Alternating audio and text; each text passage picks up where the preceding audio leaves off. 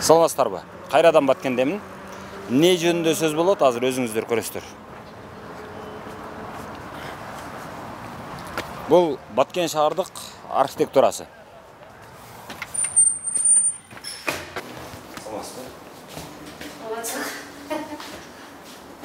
Башкармалын начальник. Altından ötüp gitti o neydi? O alttan ötüp gitti, şu keçik geldik de. Olur mu? Olur mu? Sizler kızlar. Çalsamaz mı? Qanday жақсы? Компания жақсы, барлық шарттар менен, барлық коммуникация, местоположение, соның бізге барлық жағы болады. Golden House'dan үй алdılar, үйлі болғылар. Үй өтө сапаттуу, тез бүттү. Paris Olimpiadasına düşkün oldular Paris. Жасоочулардан жерден жаштар, бул кыздар чыксын чемпиондор. Бишкек шаарында дагы уже башташкан. Ошого сөзсүз аракет кылабызбы? Буйруса.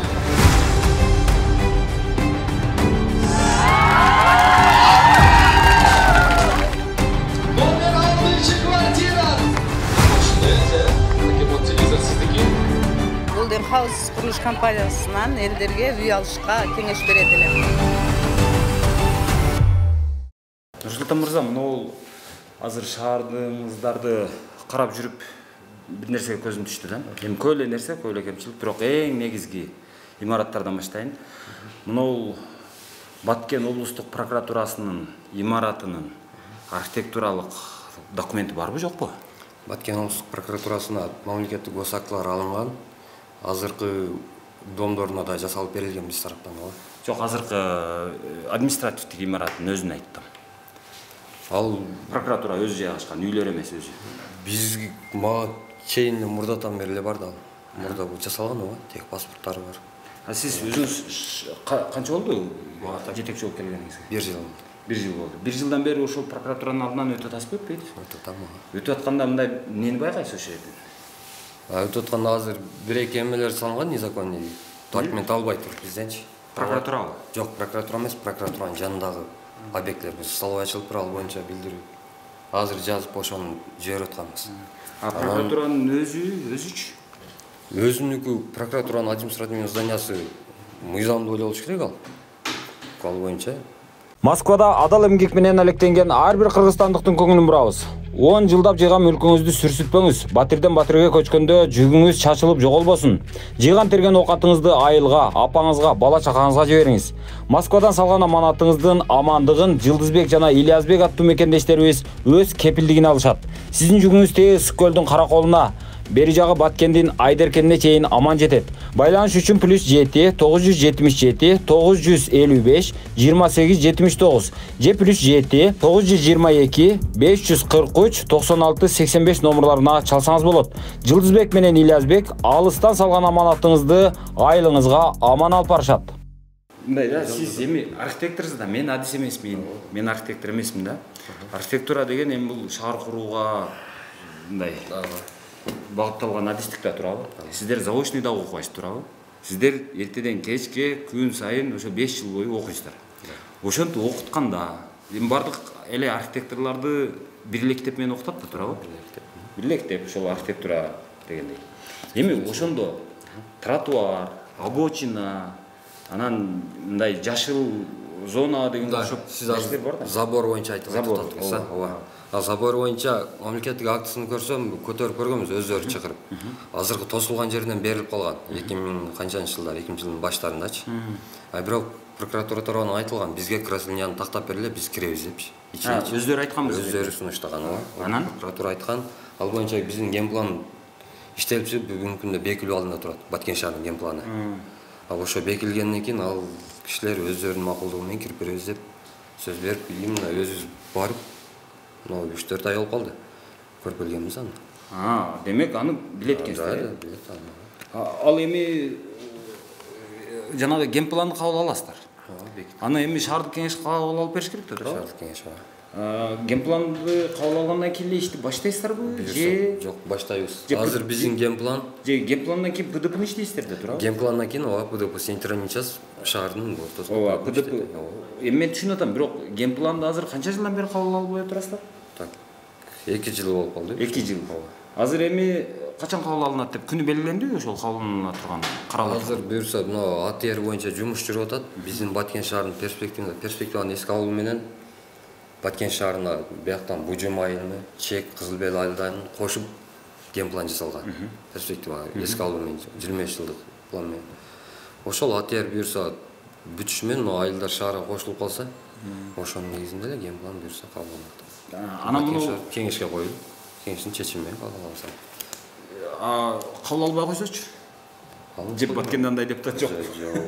Сиздер айтсаңыздар эле кабыл алып койшот. Кабыл алып беришет, эми защита кылабыз да. Макул, кабыл алат экен. Кабыл алгандан кийин ПДПсын иштегенге канча убакыт кетет? ПДПсынын мэрия заказын берсем, бул жыл болсо 2 жылга буюрса, 23-жылга эми ал мэриянын планына жараша болот да. Анан аны талкуулап, карап, анан кабыл алганга чейин дагы канча кетет? Анысын так айта албайм, эми эртелетип жасаганга аракет кылабыз. Эми ошону бүтүрөлү деп келебиз жумушка. Основной биринчи планыбыз ошол. Генпланды бекитип алсак, анда чечип алып беребиз.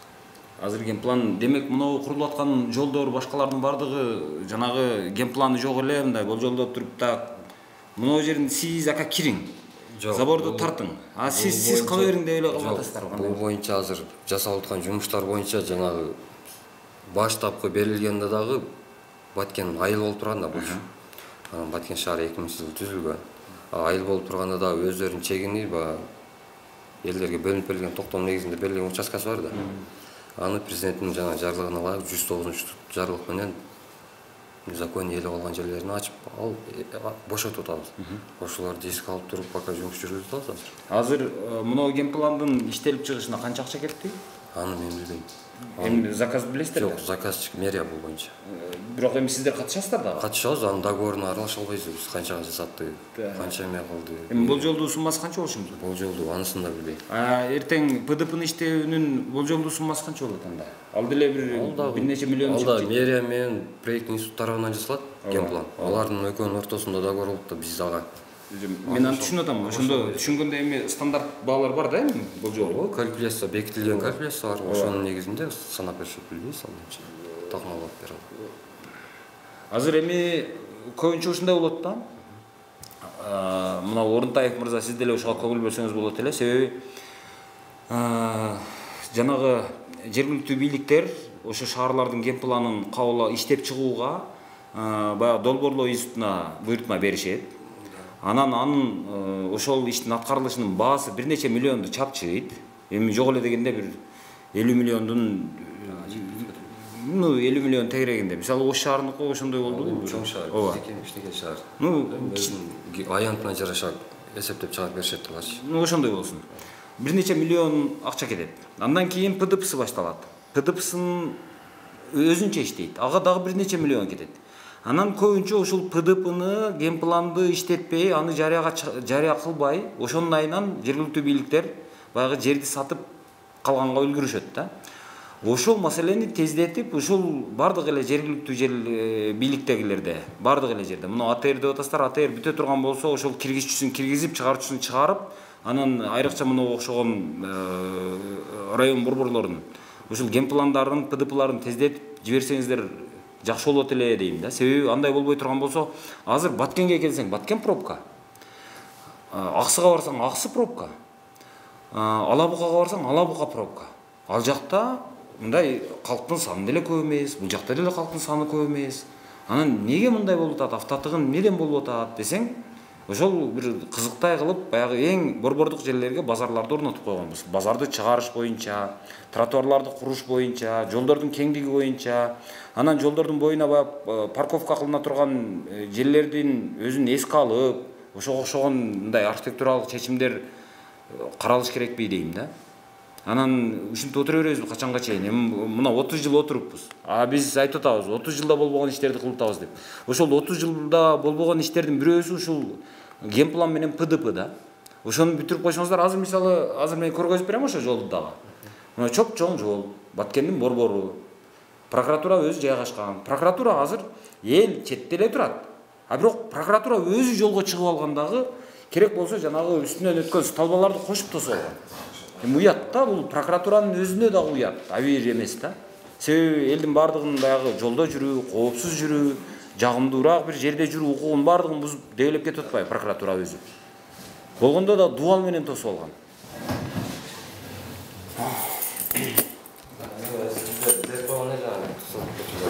Көчөлөр боюнча жумуш алып барган экенбиз, эскиздер даярдапчы. Сунуштар бергенбиз, эми барып эле баары акча маселесине туруп атты. Мэрия да колунан келишинче аларды аракетин кылып атышат. Азыр бир тарабын бошотуп ачуу боюнча ушу сиз айтып аткан Сыдыков көчөсү да аэропорттон үйгө кеткен. Чыгып кеткендер бир сыра эскертүүлөр берилип, азыр эскиздер жумуштар башталды аякта. Так,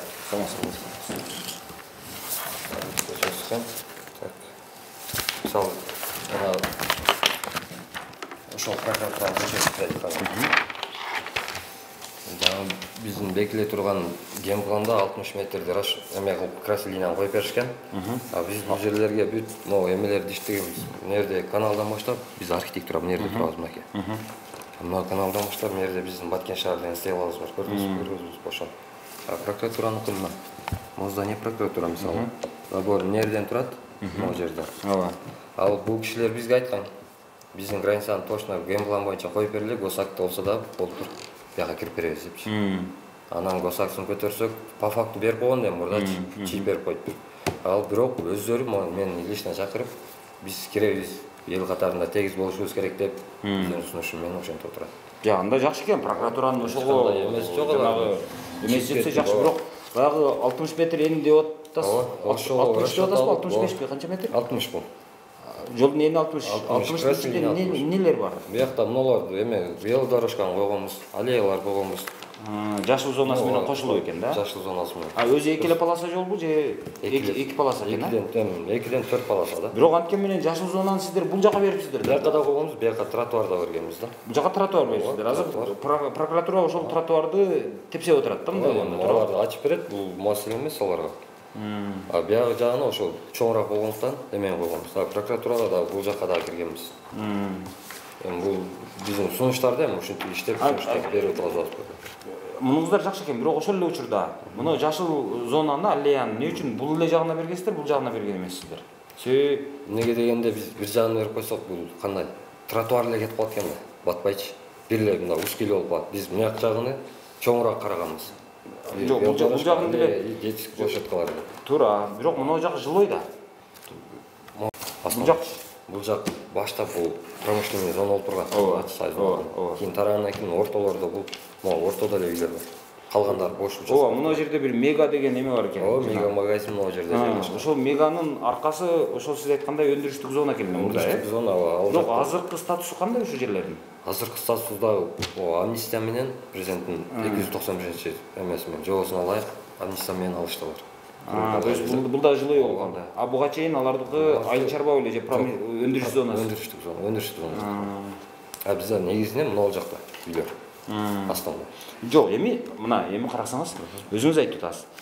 Ошол президент чыгарган жанагы мунапс жөнүндөгү буйруктун негизинде мына жерлердеги үйлөрдүн бардыгы мыйзамдашты деп атасыз. Эми демек бул жер дагы жылой болуп калды демек жылой боло турган болсо мына чоң жол, чоң трассалардын бойлорунда санитарно-защитная зона деген архитектуралык чоң түшүнүк бар да эми. Анда бул жагына берип, жашыл зонаны бул жагына бербей коесуздарбы? Ошол санитардык коргоо зонасы бул жагында болбой калат. Бул эми эскиз да. Дагы сунуштарыбыз болсо өзүбүз киргизе беребиз эмнечи. Азыр бул комиссия сунуштар бере эме кыл, эскиздер биздин ишибиз ушул да, архитектуранын ошондой. Бирок азыр сиздер мына эскиздин негизинде иштеп атасыздар да. Азыр жок. Эртең мисалы азыр уруксатты бергенде ушул жерден бересиздер азыр. Ушунун кырынан бересиздер. Эртең сиздер бул жагына да берели, бул жакта жылой болуп калыптыр, санитарно-защитный зонаны коебуз дей турган болсоңуздар дагы жылыш керек болот. Анда мына жакта бир бечараларга убагында баштап уруксатты бересиздер курганга. Кийин куруп алгандан кийин эми бузгула дагы жылгыла мына жерге эми жашыл зона кылабыз деп чыгасыңар да. Көрөт атпайбызбы ошону эске алуу менен иштеп атабыз, эми андайга жол бербейбиз буюрса. Жок, эске алгандагы азыр эмеңер мына долбооруңар ушул экен да. Бул эми эскизный долбоор. Биз дагы проектный институттар менен чогуу иштешип көрөбүз да, мындайча бизден күчтүү архитектуралар болуп атат да, өзүнүн сунушун бергенчи. Сиздерде өзүңүздөрдө амбиция жокпу? Мына мен күчтүү архитектура, мен күчтүү архитектор менмин. Баткенди мындай эң кооз, эң жагымдуу, эң коопсуз шаар кылаган деген амбиция бар. Сүйлөшө келгенде бир идея чыгат да талашып тартышып дагычы. Демек азыр мен талашып тартышып атканым азыр жакшы элеби? Бул мындай Жакшы эле сунуштарды угуп беребиз да, биз ошону менен эске алып жумуш жасайбыз да. буга чейин мындай сунуш болгон эмеспи, а? Жок, болгон. Анан Болгондон биз просто эле мынакты чоңураак эле экел эме айтып атпайм, болбосо узкий эле эме болуп калат экен. Бир жагынан чоң эле кылып берип таштайлы деп, ошого ушундай жол. Азыр муну кылдыңыздар, а бирок баягы сиз көрүп атасыз азыр. Баткенде калктын саны көп деле эмес да? 35 миң. 35 миң эми 40 миң. 40 миң деп коелу макул. Эми 40 миң калк жашаган жер өзү мындай кыйла эле жер өзү.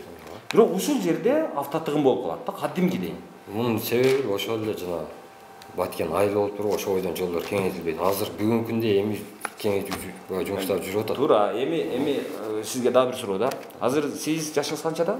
28. 28 жаш экенсиз.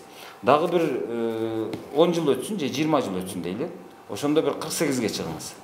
Эртең мындай ай буй дегичеңиз 48ге чыгып каласыз. Буйруса.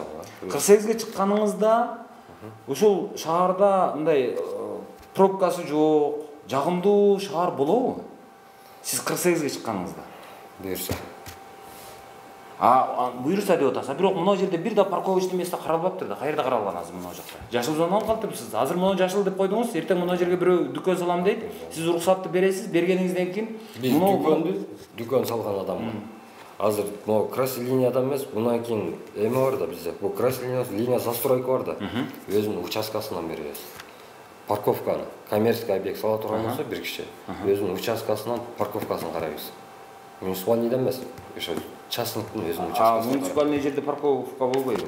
Жок, бул жерде азыр эми койсо пробка создойт дейт да мына. Ошону бул жагынан бир аз жылып, себеби бул жагында кеңири орун турат өзүчү. Наркы мисалы мега магазиндин алдын карай турган болсок, так мен сизге айтып коеюн. Парковкасы менен болуп турат. Кыйла эле мындай жолдон чегинип турат. Ошол сыяктуу эле жолдон азыркы забор мынакей ал жерде. Ооба. Бул канча 10 метр кирет мынактагачы. Ооба. Ошону бир линияга кирет мынактагы. Меганын сыртына келип калат. Меганын дагы азыр парковкасы по-моему аренда болуш керек алда. Билесичи. Ошол. Жок, макул, арендада болсо дагы ошентип парковка беришиңиздер керек болуп атат да. Себеби арендага бербесеңиздер парковканы. Анда мисалы эми мындай экен да. Сиз билесиз да. Бир мына жерге бир 5 мен 10 метр жерим бар дейли.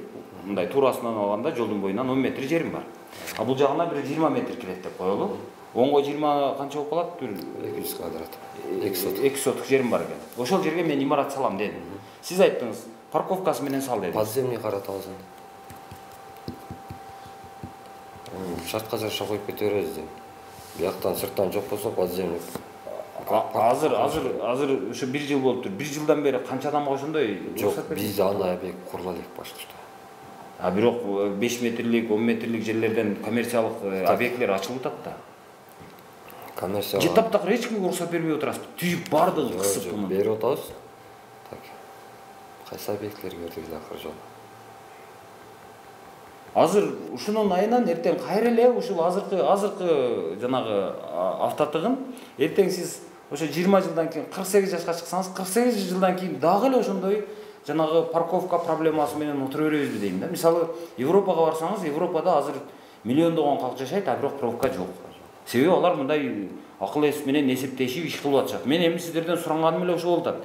Мындай бүгүнкү күнү эле карай бербей, эртең бир 10 жылдан кийин эмне болот, 30 жылдан кийин эмне болот, 100 жылдан кийин эмне болот, ошону эске алып, мына Баткен 100 жылдан кийин эмес, биз азыркыны эптей албай атабыз да азырчы. Азыркы эле маселе эме ситуацияны айтып берейин. Азыр мына биздин шаардын ички көчөлөрү да бүт мурдагы айылга ылайыкташтырылып эле курулган көчө. Азыркы жаңы жасалып аткан генпланыбызда аларды бир расширение менен бир көчөлөрдү жакшы эле коюп берген. Анда парковкалар бар. А бирок анын генплан боюнча иштеш үчүн мынактагы курулган мына үйлөр, мисалы мына жилой үйлөр да бүт баарыны сноскалууга туура келет. Генпландагы бүгүнкү көчөлөр. Ал эми ал снос кылыш үчүн биз бекитип алгандан кийин мисалы ушул көчөнү чоңойтуп туруп бекитип алсак генпланды буюрса, а дальше мындан кийинки курулуштарды ошо генпландын негизинде эске алып туруп ичине тартып берсек, жанагы территориядан жолду кеңейткенге ошондой эле мүмкүнчүлүк бар да. А так бул эски шаар эмес, айыл да Баткенчи. Эми шаар сатып алган 23 жыл, 24 жыл болду. Өзү бизде менталитетибиз дагы бир кызыктай да өзү. Биз дайыма жерди алгандан кийин мына участок боло турган болсо, ушул участоктун төрүнө үй салбайбыз да. Мисалы, негизинен көрсөтсөк, мисалы, мына жерге үй салбайбыз. Үйдү, мисалы, мына жерге салбайбыз да. Биз ушуну мүмкүн болушунча жолго жакын кылып салабыз. Анан эртең мына жолду эми бийликтигине салып, кээде мыйзамдуу, кээде мыйзамсыз, кээде баягы добровольно, принудительный деп коет. Ошондой жол менен көчөнү кеңейтесиңер дегенде, ой, дат үйүм бузулуп кетти деп чыгабыз да эми. Анан ошого сиздер дагы жанагындай берип коюп атасыздар да, жол берип коюп атасыздар. Үйүңөрдү мүмкүн болушунча мына жолдон четирээк салыңыздар. Эртең жол кеңейиши мүмкүн, кеңейе турган болсо, жанагы көбүрөөк зыян тартып калышыңыздар мүмкүн деп мисалы ошону эскертесиздерби, айтасыздарбы элге? Айтабыз. Анан укпайбы сиздерди? Жок, булар эле мурда салынып бүткөн мына жилойлорчу. Биз азыр мына генпланыбызды коом талкууга да илинет болчу. Эл да ошол жерден көрүнүп туруп аракетин кылып баштап эми. Мындан кийинки жаңы объекттер салганда эми келе баштады. Буга чейин урду кетиле салып коюп жүрүшкөн да. Эми азыр Кудайга шүгүр, эл да түшүнүп, консультация алып иштешип атабыз. Азыр Башкент шаарында ошол тротуарды тосуп алган, тротуарды минип баягы мына базардын алдында жанагы тепкич куруп алгандар бар эле. Ошондойлордон мыйзамсыздыгы аныкталган канча объект бар? Канча объектке баягы объектисин сүрдүрүү жөнүндө эме чыккан? Сүрдүрүү боюнча пока чыгат. Сунуш бергенсиздерби? Мисалы, мына мыйзамсыз жолдо турат деген. Балдар жазып тактап келген экен, мен окуп аттым эле ушуну. Органдарга, мэрияга өткөрүп берип, биз архитектура жөн эскертүү эле берип туруп калган өткөрүп беребиз, азыр буздура албайбыз да. Биздин үстүбүздө ГАС бар, надзор архитектура билесиз. Ошолорго катты даярдап азыр эми жасап өткөрүп аттык эле. Ошондо деле, мисалы, ошол мыйзамсыз жолго чыгып алган объектилердин санын алганда канча объект бар? Таксаны барбы сиздерде азыр? Жок, менде таксаны жок. Бир жылдан бери мисалы, ушу Баткенде ушунчалык чоң ушундай баягы бардак болуп атат эми. Бирок баягы тротуарды минип алганы бар, тротуардын үстүнө тепкич куруп алганы бар. Ошонун баардыгын көрүп жүрөсүз да. Бирок ошолордун баардыгы мыйзамсыз да эми. Демек ошолордун саны али аныктала элекпи? Ошо сиз мисалы сот жаш экенсиз, мыйзамсыз экенин соттун гана чечими менен айтабыз да. Жок, сиз архитектуралык көз караш менен айтканда. Архитектуралык көз караш менен тротуарларга чыгып алгандарды мен билдирүү бергенбиз. Ошол канча адамга бергенсиздер? Мен ошону сурап атпаймынбы? Так, Нургазиев көчөдөн канча адам бердик? Нургазиев эмес, жалпы эле жалпы эле 30-40 бергенбиз. Ошол элеби? Бир эле көчөдөн чыгат да ал. Тротуарлар легкий конструкция эмелер бар да, жана тосолгон. Алар мэрияларга да тынымсыз комиссия менен иш алып барып, биз мэрия менен чогуу жүргөндүктөн мэрия билдирүүлөрдү берет. Биз как комиссиянын составында эле жүрүп көрсөтүп намеселеп жүрөбүз да, кагаз түрүндө 30-40 бергенбиз. Калганын мэрия тарабынан жасалып берилет. Жок, эми мэрия келет дагы мына көчөнү жасайм.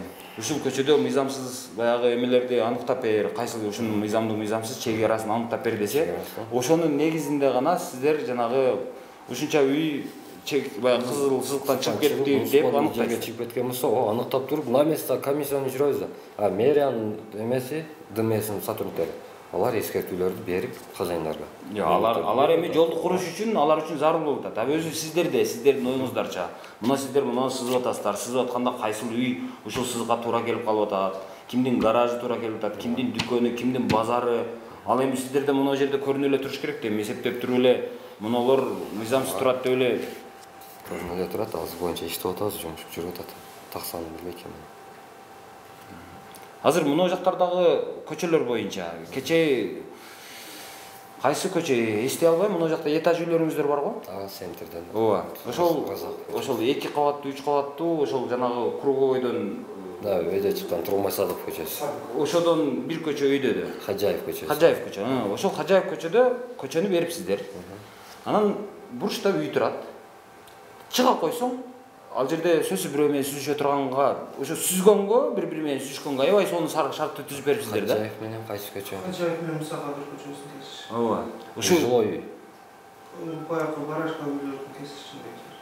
Ошол жерге, мисалы, сиздер кантип эме бересиздер дейм да, мындай. Тараптан берилген эмес. Берилген эмес. Азыр сиздер өзүңүздөрдү ошол күнөөлүү деп эсептейсиздер, мындай ошол жерде бир авария боло турган болсо. Ушул жерде өзү негиз биздин күнөөбүздөн ошол жерден авария болуп атат азыр деп. Себеби бул жактан келаткан машина экөө бири-бирин көрбөйт да. Айрыкча түнү боло турган болсо, баягы светтин жарыгы менен, фардын жарыгы менен көрүшү мүмкүн, машина келип атат деп. күндүзү боло турган болсо эскертүүлөр өткөнкү барып келген участкалар да бар. Мэрия менен чоң совместно бар. Эскертүү берилип, азыр эми мен аны түшүнүп атам. Жок дегенде ошол жерге бир жанагы ГАИ же болбосо жанагы шаардык мэрия кабы ошол жерден нарактан келаткан машинаны көрүш үчүн бул жактан бир күзгү коюш керекпи же светофор коюш керекпи? Ошого окшогон нерселерди койдуруу талаптары болуш керек эле же болбосо закат болгон сел жерде кеңейтип жүргүзүлүп атат азыркы күндө. Ошол жана сиз айткан боюнча ар бир эмеге айрыкча жанагы кооптуу биз эсептеген эмелерге жана белгилерди коюп атабыз. Дорожный закат коебуз, ошондой койдуруп атат. Түшүнүштү. Ошол этият болду деген бар. Сиз айткан знак койдуруп атасыздар. Көргөнгөчү жана күзгү коюп коюшат го мындай кылып. күзгү. Сиз айткан жер боюнча ал жерде баягындай тосмолор да тосулуп калгандар. Жок, Ошол жердеги өткөндө биз мэрия менен биргеликте барып комиссия карап чыгып, аныктап эскертүүлөр берип келгенбиз. Сроктор берилген аларга. Если ошол сроктун ичинде өздөрү аткарбаса, биз архитектура ГАСКка өткөзүп беребиз. ГАСКка сот процедураларын жүргүзөт. Ошого барыш үчүн, ошондой кылышыңыздар үчүн канча машина ошол жерде сүзүш керек? Кудай сактасын, андай случай ойлоп көрөм. Бирок аракетти алдын ала отурсаңыз. Ошол качанга чейин ошол? Качан бересиздер сотко? Сотко эртең понедельник. Же болбосо ГАСКка качан өткөрүп бересиздер? Кийинки жумага буюрса карап көрөбүз. Кийинки жумага. Ошондой ошол Хаджаев көчөсүнүн айланасындагы баягы ал жерде домдор дагы бар. Мыйзамсыз курулуштар дагы бар. Именно ошолор боюнча биз эскертүүлөр берип келгенбиз. Мэрия тараптан эскертүүлөр берилип, 2 жол уже эскертүү берилген азыр. Макул эми сиздер эми эскертүү берип коюп отуруп кеткенсиздер, жакшы экенсиздер. Бирок уруксатты берип атканда аябай сиздерден мисалы бирдемеге уруксат алыш өтө кыйын өзү. Бирок жанагы кандайдыр бир жол менен уруксаттар берилип атат дагы, же уруксатсызбы иш кылып баягы көчөгө жакын эле нерселер курулат. Мисалы мен баягыда өткөндө бир келгенде айттым эле, мына жакта бир дүкөн куруп атыптыр. Азыр жана Тажикстанга карап кеткен жол. Разаков да өткөндө айтып, көзөртүп калган. Ошол жерде мисалы бир дүкөн курулуп атыптыр. Мен ошону айттым, ак ниетим менен эле. Айланайын. Аркаңда жериң көп экен. Ушул жерге сен кардар келсин, соода болсун, ушул жерден пайда көрөйүн, элди тейлейин деген максатта дүкөн куруп атасың. Демек, эртең мына жерге бир парковкасы менен кылбай турган болсоң, эртең жол кеңейе турган болсо, жол кеңейбесе дагы мына жактан келген машина менен кагышып атып, ошолордун убалына каласың. Жылдырып койсоң болбойбу айланайын деп жаман көрүнгөн эле. Бирок азыр кече жол кылыпсыңар чындап эле. Кылгандан кийин анан жылдырыпсыңар. Эми ошондой кылып баягы ишкерди уура кыла бербей, алдын ала эле ошол кылсыздыктарды аныктап алдын ала айтылган алга баштаганда элечи токтот деп. Озеки эскертүү берилген, андан кийин эмне үчүн озек бересиздер ошону? Бир каттап таштап эле мына жерге каттап койбойсуздарбы? Озеки өлүп калыптыр да, 2-3 жол тоскон. Аны уже куруп салыптыр. Мен эч кандай уруксат кагыздары берилген эмес. Сиз айткандай краслина аркасында эме турат, эски Союздун зданиясы үйү бар. Үйүңдү бузуп анан ошонун ордуна салбайсыңбы деген эмелер да айтылган. Ошого карай куруп коюптур. Мен тротуар салытканда мышайт эткен. Ал бар буздурдум, дальше бузасың десек уже ошончолук эле бузуп туруп калганда туруп коюптур да. Аны эми соттон чечебиз го эми калган. Жок, эми генпланды тезирээк батыраак бүтүрбөсөңөр, ПДПны батыраак бүтүрбөсөңөр, ошентип өзүңөр дагы кыйналып, эртең элди дагы уракка салып жүрө бересиңер да. Эми ошол бизге керекпи эми? Ошол маселени чечебиз буюрса. Аны эми эгерде жанагы сиздер чечпейт экенсиздер да, аны мэрия чечет экен. Мэрия чечет, сунуштарды берип, аны менен чогуу бирге. Мэрия эптеп баягы жерлерди мындай сатып калганга үлгүрүп калайын деп мэриянын кызыкчылыгында эмес да ал жерлер. Ал эч кимдин кызыкчылыгы жок болуш керек азыр. Только иштеш керек ошол. Алар да аракетин кылып атышат. Андай боло турган болсо ал батыраак болуш керек да. Азыр мисалы сиз айткандай бир ашып кетсе бир 10 миллионго болсо керек анда ПДПсы. Макул, ПДП 10 миллионго иштелсин. 20 миллионго иштесин. Бирок 20 миллион бюджети бар да бул шаардык мэриянын. Мэриянын бюджетин биз билбейбиз да. Сиздер шаарда туруп ушул шаардык бюджетти билбейсиздерби канча? Мэрияныкын ал өздөрүнүн бекитилген план боюнча жумуш алып барат да. Жок, ошондой сиздер шаарда киргиз айтканбыз. Ошондой бирок сиздер шаардын активинин бирисиздер го, бир мүчөсүздөр да. Же сиздер алар таптагы башка фронт, сиздер башка фронт? Жок, мэрия менен чогуу. Шаардын канча бюджети бар? Билбейм. Таптагы, сиз ишиңиз жокпу? Жок, унутуп атам. Точно канча экенин. Жок, сиз шаардагы белгилүү жетекчилердин бири болсоңуз. Анан шаардын архитектурасы, бул шаардын бюджети мынча, мунуну көтөрө алат, мунуну көтөрө албайт. Мунул шаарга бир мындай күчү жетет мунул ишке, мунун күчү жетпейт деп сизде анализ болот да. Вот эми унутуп атам мен точно өткөн. Жок, ойлонойм. Жылдын башында бекитилген ал. Ооба, жылдын башында бекитилет, биз аны билебиз. Сиз мындай жыйындарга катышасызбы? Катышам, ошону точно эсимден чыгып бир азырлап жактан келдим. Жок, азыр сизде шаардын бюджетинин эмесини мындай көлөмүн билбесеңиз, анда сиз кантип бирдемени пландаштырасыз? Ал ар бир жыйында айтылат да, мындай шаардын бюджети мынча болуп атат, буга жетпей атат, мунуга жетип атат. Биз мынчанчы жылы мынчага жеткиребиз деп, ошого жараша анан кийин элдин калктын санынын өсүшү, машиналардын көбөйүшү, бала бакчалардын зарылчылыгы, мектептердин зарылчылыгы, ошого жараша анан план түзөсүз да сиз. План түзөбүз, биз өзүбүзгө тиешелүүсүн түзөбүз. Ооба, бирок аны акчага ченебизби, же ченебизби? Ал асмандан алып кылбайт да мэрия. Мэрия асман албайт, аларда өзүнүн планы бар эми. Бул планы менен сиз тааныш болушуңуз керек да. Айнан. Канча алат? Ушунчалык кайдыгер болосуңар байланайын. Жапжаш экенсиңер, билимди алыпсыңар, жогорку билимиңиз болсо керек. Архитектураны бүткөнсүзбү? Ооба. Архитектурада эми жакшы эле окутат го сиздерди. Окутат. Аны унутуп калыптырбыз, точно канча экенин билбейт. Айнан. Макул анда. Жакшы калыңыздар. Ийгилик. Эми макул. Рахмат.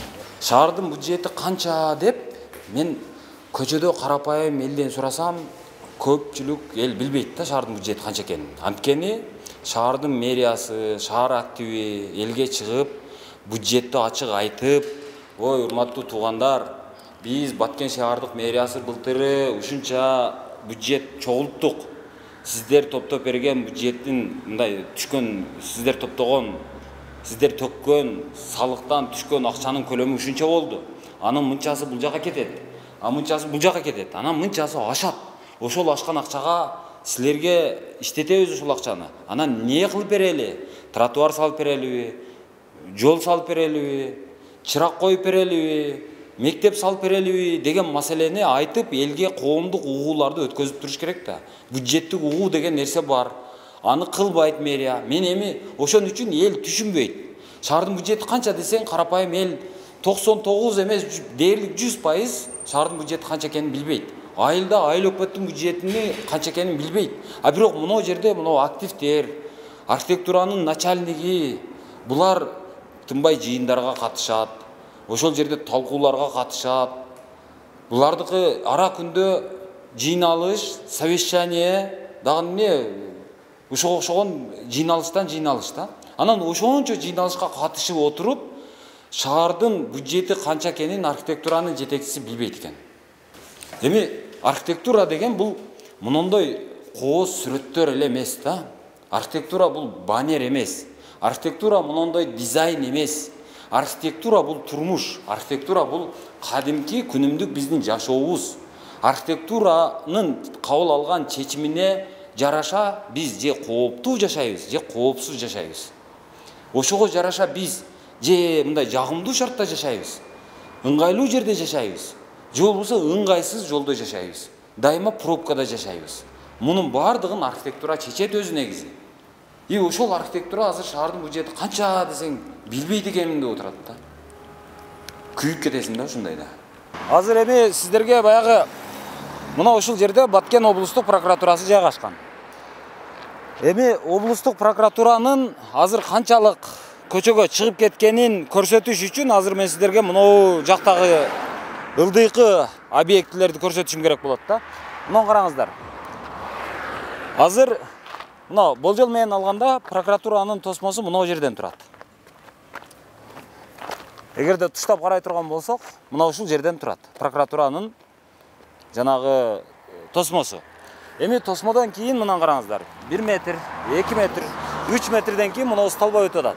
Столба ушул зым тосмонун ичинде калып атат. Эми андан нары мына жака өтөлү азыр. 1, 2, 3, 4, 5, 6, 7, 8, 9, 10, 11, 12, 13, 14, 15, 16 метр екен. Ассаламу алейкум. Қандайсыздар? Азыр саудагер окшойсуздар. Қандайсыздар? Мына жер сіздерге қарабаса керек, а? Бұл өкмөттүкү деп эме кылынабы? Өкмөттүкү ошо гилястын эмеден. Мына гилястан бе? Соколовдон алганда билбейм, точно каерден экенин билбейм. Жок, курулушка уруксатты мына жактан берип атат да, туурабы? Мына жагдан берет. Бул жакка курбагыла дейт. Бул жак курганга мүмкүн эмес биздики. Мэряныкы да бул жак.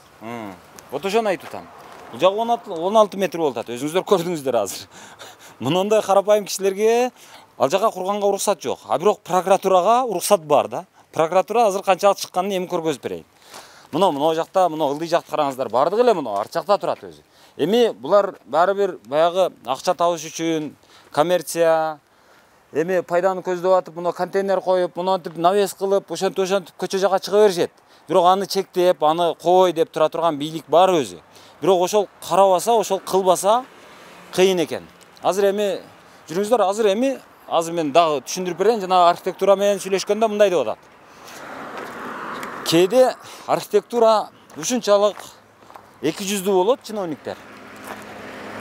Мына жолду 60 метр деп, анан жашыл зонаны наркы тарабына бериптир дагы. Болбосо жашыл зонага бергенге наркы тарабында үйлөр орноп калган өзү. Көпчүлүгү мына жак тосулуп калыптыр. Көпчүлүгүнүкү берага келип калыптыр. Бирок ал жерде дагы столбалар тетиги жакта столба турат. Столбадан бери дагы бир 10 метрдей чыгып алышкан адамдар. Макул эми, ошону кайра бошотобуз деп атышат окшойт. Бирок ошондон кем эмес жер мына жагында дагы турат. Бирок негедир бул жагынан бербей атат дагы. Анан бул жагынан бир эле тарабынан берип атышат да. Ошону азыр мен жөн эле баягы архитектура кээде баягы улуттук коопсуздук кызматынан же болбосо прокуратурадан ушундай баягы көзөмөл органдарынан коркуп эле көп нерсени мындай эрежени буруп, эрежени бузуп кете беришет да. Азыр мына жагынан эле көргөзөйүнчү мына. Мына ушул Баткен облустук прокуратурасынын короосу. Нарагыраагыттан башталат, бирок мына эми ошолордун жанагы үйү турат. Үйдүн короосу, балдар ойночу жайлары ушул жер. Мына столбаны көрүп атасыздар. Столба короонун ичинде турат.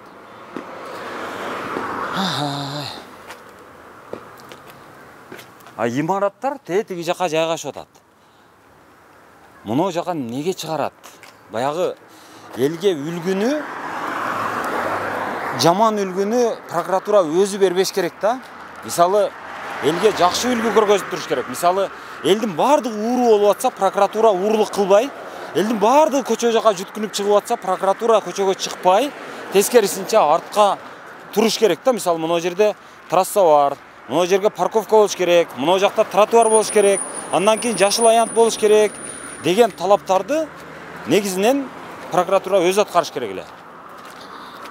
Азыр мына карасаңыз, мына жактан асфальт болуп кеткен, эми бул асфальт эми бир жагынан бул парковка деп коюшу мүмкүн. Парковка болгондо да бир эле прокуратуранын парковка болот. Азыр бар бекен сурап көрөйүнчү. Салам алейкум. Кандайсыздар? Саламатсызбы? Прокуратурада бирөө жарым барбы? Иш бүттүбү? Дежурный отурат го дейм бирок. Дежурный болуш керек, birinchi. Ооба. Ага чейин мен мына жериңиздерди ченеп алсам болот да. Эми мына жерден ушул дарбазадан баштап прокуратуранын ичине кирдик азыр, Баткен облустук. Эми ушул жерден мындай жөн эле ченейли мына. 1, 2, 3. Мына 3 метр болгондо ушул зымдын астына келет экен мына. Эми 3 метрден өйдө андан ары дагы жылайлы наркы эмеге туштап. Мына 1, 2, 3, 4, 5, 6, 7, 8, 9, 10, 11, 12, 13, 14, 15, 16 метр. О, дарбазага түштөй турган болсо 17, 18 метр. Мындай алганда 18 нарагынан 3-тү коссоңуз 21 метр азыр прокуратура чыгып турат деген ойдомун да мен. Эми мен баягы кагазын көрбөгөндөн кийин, гос актысын көрбөгөндөн кийин ушунча чыгып кеткен деп айта албайм, бирок мыного туштай турган болсок 21 метр азыр прокуратура азыр мына жерди ээлеп жатат. деген ойдо турам. Анан эми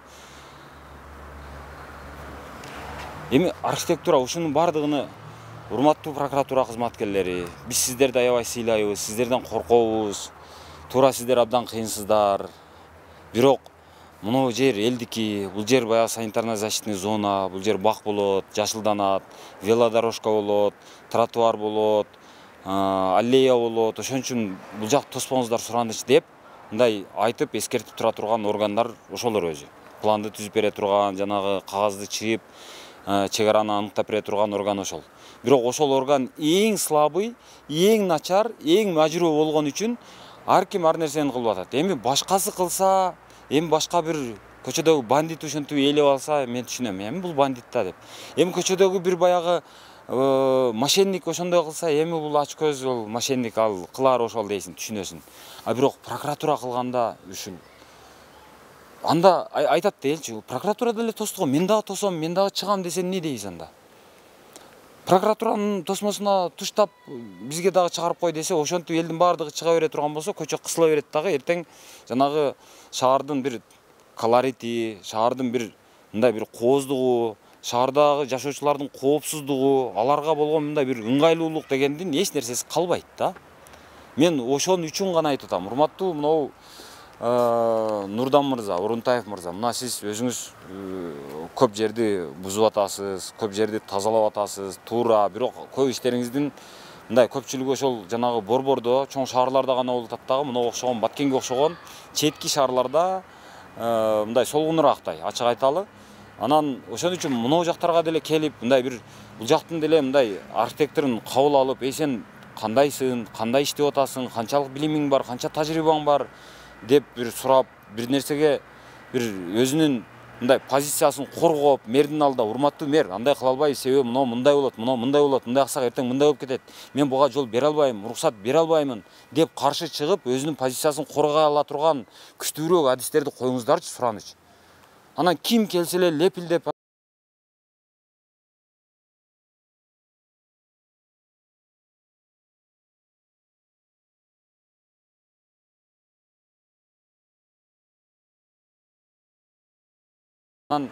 андай адамдарды каяктан кантип таап келесиздер, мен эч түшүнө албайм да. Саламатсыздарбы? Кандайсыз? Жакшысыздарбы? Жакшы, рахмат. Келиңиздер. Мен лакылдап эле сүйлөп атам. Себеби сүйлөгөнгө себеп болуп атат. Баса, менин атым Идрис, фамилиям Исаков. Анан жөнөкөй удостоверениеси жок журналистмин. Анан мынау сиздердин тосмоңуздар боюнча суроо пайда болду эле. Атайын келген жокмун, мына жактан өтүп кетип атып, байкап калып, мынау наркы өйдө жагыңыздар бош турат, ылдый жагыңыздар бош турат. Сиздер гана жолго чыгып турат да, ошону көрүп анан кийин прокуратура ушундай кылабы экен деп келип калганда. Туура байкапсыз, бул биздин забордун эмеге жолдун охранный зонасына чыгып турат деген ойду айткыңыз келип атат да. Бул прокуратуранын госактысы мен билгенден. Мына забор тосулган жерден по факту сызылып берип калган болуш керек. Азыр турган орду боюнча. А бирок мен билгенден шаардын генпланы иштелип, жаңы генплан иштелип чыгууда. Ошол генпланга ылайык жол канча метрге кеңейет, азыр мен так эсимде жок. Ошого жараша биздин заборлор дагы бузулуп кетет. Азыр пока генплан мен билгенден шаарды кеңештен такташ керек, бекитиле элек. Ошол бекитилген күнү ал автоматтык түрдө шаардын кызыкчылыгы үчүн забор кайсы бир деңгээлде метрге бери карап жылат. Бул здание билесиз, эски Союздан калган здание, жаңы салынып, жаңы отвод болгон жер эмес. Эски Союздун кайсы ишканасы экени азыр мен так эсимде жок. Ошондон калган эле зданиянын территориясын кийин госакты сызып туруп, прокуратурага мындай эле берилген да. Жаңы салынган здание эмес, жер отвод болгон эмес. Бул баягы оперативдик управлениеге өткөрүп берилген. Ошондой башкарууга эле берилген. Бул жер эски отвод болгон жер да, анан прокуратура үчүн деп туруп отвод болгон жер эмес. Жок, аныңыздар жакшы экен, бирок өзүңүздөр эми прокуратура кызматкер экенсиз. Эми сиз тойго барсаңыз деле, көчөдө жөн жүрсөңүз деле прокуратура кызматкери деп тааныйт да эл.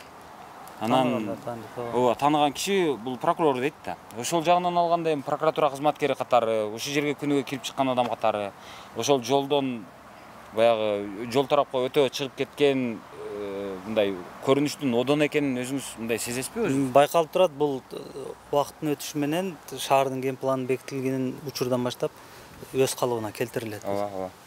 Азыр архитектурага бардым. Архитектурадан дагы ушул эле жоопту айтышты. Мурда чызылып берилген экен. Ошол боюнча алышкан, тосушкан, а бирок жанагы тактап берсеңер, ген план чызылса, ошонун негизинде биз артка киргенге даярбыз деп айтышты деди. Бирок мен азыр мына жерден туштап санай турган болсом, себеби наркы ылдый жакта коммерциялык объекттер бар экен.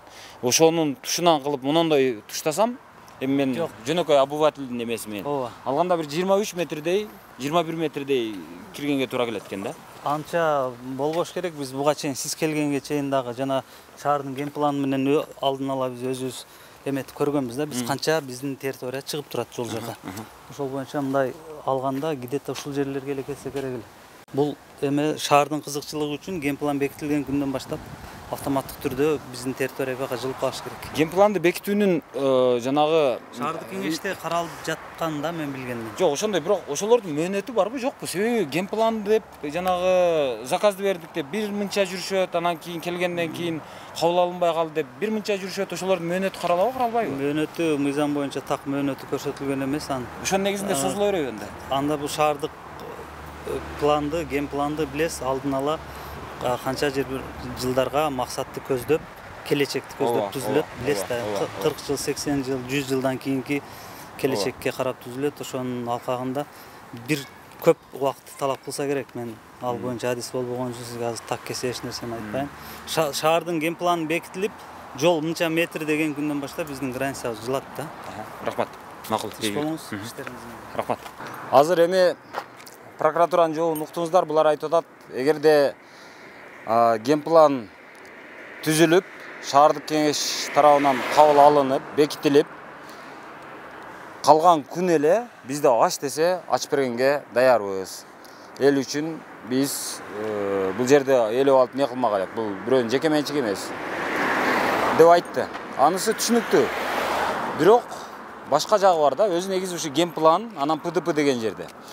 Ген планды кабыл алыш, аны буйрутма кылып бериш, андан алып келиш, талкуулап, кабыл алдырып, андан кийин ал кабыл алынгандан кийин ошонун негизинде ПДП деген иштелип чыгат. Анан ПДПны иштеп чыгып, анан аны алып келип, аны кайрадан талкууга коюп, анан кабыл алганга чейин бир нече убакыт өтөт. Ошентип отуруп, баягы ген планды түздүрүп келесиң, келгенден кийин ал ген планын кабыл алынганга чейин анын актуалдуулугу өтүп кетет.